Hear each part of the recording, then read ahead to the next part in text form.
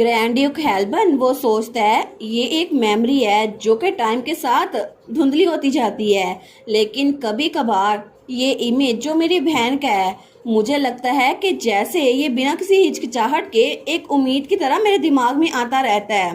तो तब उसे याद आता है जब उसकी बहन ने एक बार उसे कहा था, क्या सिस्टर हमेशा नहीं कहती चाहे चीजें जितनी मर्जी मुश्किल क्यों ना हो जाएं, लेकिन तुम्हें अपने दिल में कहीं एक लाइट रखनी पड़ेगी, क्योंकि एक दिन ऐसा जरूर आएगा जब सारे के सारे बुरे लोग वो तुमसे दूर हो जाएंगे, और जब ऐसा टाइम आएगा ना तो फाइनली तुम अपनी लाइफ वापस ले सकते हो, क्योंकि ऐसा चांस तुम्हारे लिए जरूर आएगा वलेर।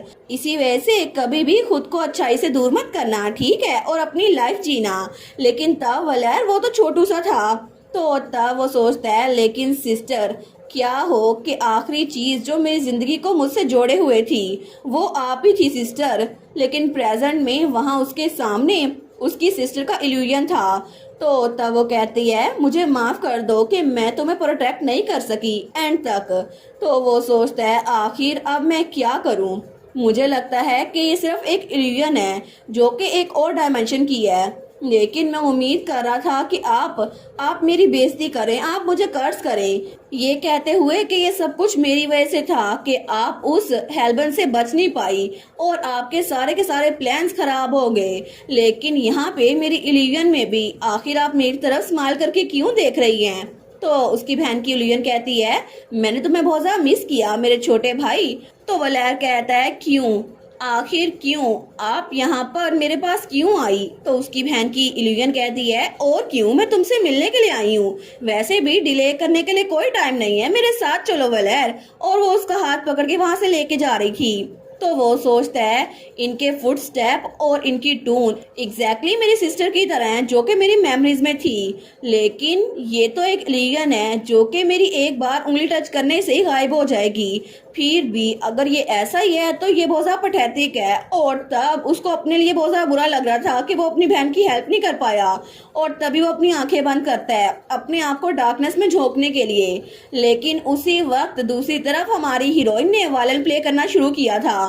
तो वलेर अपनी आंखें खोलता है, वो सोचता है क्या क्या ये वायलिन की आवाज है, लेकिन ये वायलिन कौन प्ले कर रहा है।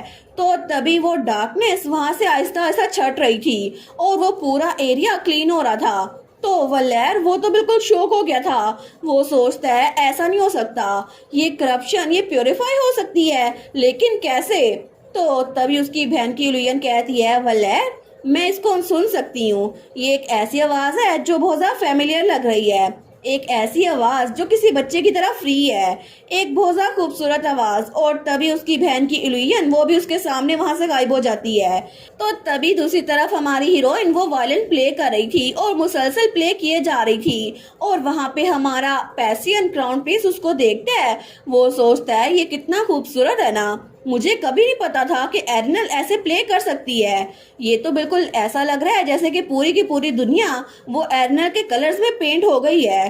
लेकिन ये कितना अजीब है ना, एरिनल यहाँ पे मेरे करीब खड़ी हुई है, बिल्कुल करीब, लेकिन फिर भी मुझे ऐसा लगता है कि वो आहिस्ता आहिस्ता मुझसे दूर हो जाएगी। और तभी वो अपना दिल पकड़ते हुए सोचता है कुछ है मेरे सीने में, कुछ है जो बहुत ज्यादा टाइट फील हो रहा है। तो तब एरिनल जब वो प्ले कर रही थी तो तभी वो स्माइल भी करती है, और वो बार बार अपनी मेमोरी में अपनी मॉम से बात कर रही थी। तो तब वहां पर उसकी मॉम की इल्यूजन वो भी गायब हो रही थी, और वहां पर उस डार्कनेस के अंदर क्रैक पड़ रहे थे। लेकिन ये सारी आवाज वहां पर चियन हमारी हीरोइन का स्टॉकर वो भी सुनता है। तो तब वो एक जगह पर पहुंचा था तो वो भी उस धुन को गुनगुना रहा था। तो तब उसके सामने वही एंटिटी थी, वो कहती है मैं सोच ही रही थी कि आखिर मेरे डोमेन में आने की हिम्मत किसने की, तो इसका मतलब है ये तुम थे चियन। तो चियन अपनी हुड उतारते हुए कहता है बिल्कुल। वो स्माइल करता है तो वो कहता है क्योंकि पहले तुम इसके अलावा मुझसे मिलने के लिए राजी नहीं होती। तो वो कहती है आखिर मेरी क्या रीजन है कि मैं तुम जैसे मिलने की कोशिश करूं और तुम्हें अपने आप से मिलने की इजाजत दूं। वो कहता है इतना गुस्सा मत करो, मैंने बस थोड़ा सा मैस क्रिएट किया है। वो कहती है थोड़ा सा। तो चियन कहता है तुम्हें पहले ही अपने आप को दिखा देना चाहिए था, तुम्हें नहीं लगता? और आज भी पहले की तरह नहीं हो तुम तो अभी भी उनको कंट्रोल कर रही हो, या फिर ये कहूँ कि उनके जरिए कंट्रोल हो रही हो। तुम ये बात जानती हो ना कि उन जैसे मोर्टल्स अगर हम जैसे इमोर्टल्स के साथ इंटेंगल हो तो उनकी लाइफ में मिजरी आएगी। तो तभी वो उसके पास से गुजर के जा रहा था, तो वो कहती है लेकिन मैं जानती हूँ अभी वो बहुत ज्यादा छोटा है, लेकिन वो एम्पीरियल फैमिली का एक बेटा है और इसी वजह से उसको अभी से पता चल रहा है कि सेंचुरी में आने का मतलब है क्या। और इसके अलावा बहुत सारे बच्चे हैं जिन पे मैं नजर रखे हुए हूँ, इसी वजह से मैं तुम्हारी किसी फिक्रमंदी को रिफ्यूज करती हूँ। तो मुझे ये बताओ कि आखिर तुमने मुझे समन करने के लिए ये सारा मसला खड़ा क्यों किया? तो चियन वहां जाकर एक जगह पर बैठ गया था। वो कहता है एक डील के लिए। तो वो कहती है अच्छा, लेकिन मैं ऐसे ही किसी के साथ डील नहीं करती। तो चियन कहता है मैं कोई ऐसा ही नहीं हूँ, और इसके अलावा तुम्हारा और मेरा गोल सिमिलर है। तुम एक ड्रैगन हो और मैं मेजिस का हाउंड हूँ, तो क्या ये बात सेंस नहीं बनाती? वो कहती है चियन, क्या तुम्हें अभी भी स्टार से नफरत है? क्या इसी वजह से तुम इस दुनिया को तबाह करना चाहते हो? वो कहता है नहीं नहीं, मैं इतना बोरिंग काम बिल्कुल भी नहीं करूंगा, हालांकि तुम मुझसे कहो भी फिर भी मे बी ये डिफरेंट हो अगर हम इस दुनिया की फेट को शेयर करें, लेकिन उसके बजाय तुम यहाँ पर इधर फंसी हुई हो और मैं कहीं और हम लोग तो सिर्फ यहाँ पे टाइम पास कर रहे हैं ना। लेकिन उससे भी बढ़कर यहाँ पर कुछ है, तभी वहाँ पर मैजिक करते हैं। तो हमारी हीरोइन जब वो वायलिन प्ले करी थी तो वो उसको अपने हाथों में देख रहा था। वो कहता है मुझे लगता है कि मेरी आंखों के सामने एक बहुत ज़्यादा अमेजिंग स्पेक्टेकल आ गया है। ऐसा लगता है कि इसको डिस्ट्रॉय करना बहुत शर्म की बात होगी। एक ऐसी मेलोडी जो कि मेरे डिलीजन को ब्रेक कर दे, कितना इम्प्रेसिव है ना। और ये बिल्कुल वीक है, लेकिन ये मेरी पावर को इरेज कर रही है।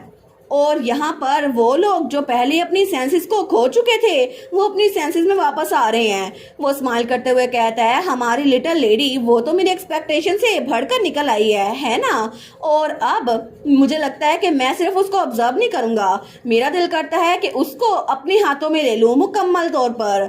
और दूसरी तरफ वहाँ पे हमारी हीरोइन उसने वायलिन प्ले करना बंद कर दिया था और तभी वहाँ पर वो क्रैक बहुत बड़ा हो गया था। तो एर्नल जब वहां पर देखती है वो सोचती है सराउंडिंग्स तो बिल्कुल ब्राइट हो गई हैं, मैंने ये कर दिखाया, मैंने फाइनल गुड बाय वो कह दिया। लेकिन तभी पीछे से कोई क्लैपिंग करता है, वो था हमारा क्राउन प्रिंस पैसियन। वो तो बड़ा खुश हो गया था, वो कहता है ये परफॉर्मेंस कितनी अमेजिंग थी एरल। तो वो तो क्लैपिंग किए जा रहा था बार बार। तो एरनल पीछे मुड़कर देखती है, वो जल्दी से भागता हुआ उसके पास आता है। वो कहता है मैंने कभी भी अपनी पूरी लाइफ में इतनी कूल परफॉर्मेंस नहीं देखी। एरनल तुमने इतनी प्रैक्टिस कब की थी? तो वो कहती है सच में, लेकिन उसको तो थोड़ी एम्बेरसमेंट हो रही थी। वो सोचती है मैंने इसे खुद ही कहा था कि यहाँ खड़े होकर मेरा वायलिन सुने, लेकिन अब मुझे थोड़ा अजीब लग रहा है। तो तभी उसके हाथ से वो वायलिन भी गायब हो रहा था। वो कहती है फिर भी मुझे लगता है कि मेरे दिल में सुकून उतर आया है, क्योंकि एक पॉइंट था जब मुझे लगता था कि मैं इस शैडो से बाहर नहीं निकल पाऊंगी। तो तब वो कहती है पैसियन। तो पैसियन कहता है हाँ क्या हुआ? लेकिन तभी वो आगे बढ़ती है और पैसियन को गले लगा लेती है। वो कहती है थैंक यू सो मच। वो दिल में सोचती है मुझ पे गिव अप ना करने के लिए और मुझे तब पकड़ने के लिए जब मैं डार्कनेस में जाने वाली थी। वो कहती है पैसियन मुझे लगता है कि मुझे बाहर जाने का रास्ता अब पता है। और तब वो स्माइल कर रही थी। तो पैसियन तो उसको स्माइल करता हुआ देखकर उसका दिल धड़क रहा था। तो तभी वो उसका हाथ पकड़ती है। वो कहती है चलो इस तरफ चलते हैं। तो पैसन कहता है एर्नल, लेकिन एर्नल कहती है चलो जल्दी करते हैं ना, सब लोग हमारा इंतजार कर रहे होंगे, हमें चलना होगा। और इसी के साथ सीजन 1 वो भी यहीं पर खत्म। और ये सीजन 1 तो बहुत ज्यादा क्यूट था। और यहाँ पर मुझे सबसे ज्यादा फेवरेट सीन जब एर्नल और पैसन डांस कर रहे थे ना, वो वाला लगा था। आप लोग का फेवरेट कैरेक्टर कौन सा है और आप लोग का फेवरेट सीन कौन सा था इस पूरे मानवा में से मुझे बताइएगा। और मजीद वीडियोस देखने के लिए चैनल को सब्सक्राइब कर लें और वीडियोस को लाइक कर दें। Thank you so much for watching my videos and take care, bye bye.